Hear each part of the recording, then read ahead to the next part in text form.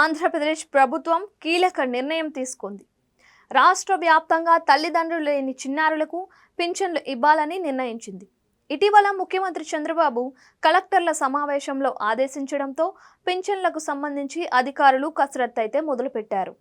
రాష్ట్ర వ్యాప్తంగా జిల్లా కలెక్టర్ల ద్వారా తల్లిదండ్రులు కోల్పోయిన చిన్నారులు ఎంతమంది ఉన్నారో లెక్క తేల్చేందుకు తనిఖీ చేయించనున్నారు.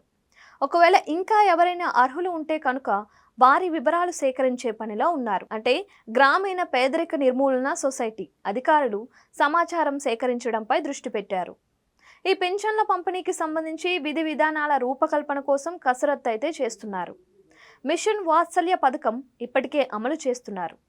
కేంద్ర రాష్ట్ర ప్రభుత్వాలు సంయుక్తంగా పిల్లలు లేని వారికి ఆర్థిక సాయం అందిస్తున్నారు. ఈ పథకం కింద లబ్ధిదారులను ఎంపిక చేసేందుకు రాష్ట్ర వ్యాప్తంగా గతేడాది మహిళా శిశు సంక్షేమ శాఖ అనాథ చిన్నారుల నుంచి వివరాలైతే సేకరించింది. ఈ లెక్కల ప్రకారం తల్లిదండ్రులు ఇద్దరు లేని పిల్లలు 9,000 వరకు ఉన్నట్లు అధికారులు అప్పట్లో గుర్తించారు. ఇప్పుడు ముఖ్యమంత్రి ఆదేశాలతో తాజాగా ప్రభుత్వం అనాథ పిల్లలకు పింఛన్లు ఇవ్వాలని నిర్ణయించడంతో మళ్లీ వివరాలు సేకరించే పనిలో ఉన్నారు.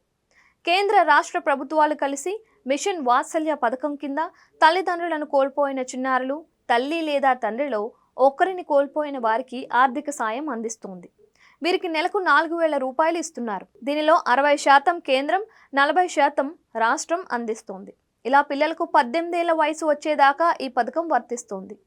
అయితే ఈ పథకం కింద రాష్ట్రంలో 10,000 మంది వరకు లబ్ధిదారులు ఉంటారని చెబుతున్నారు. అయితే కరోనా సమయంలో ఏపీలో వేల మంది పిల్లలు తల్లిదండ్రులు కోల్పోయి అనాథలయ్యారు.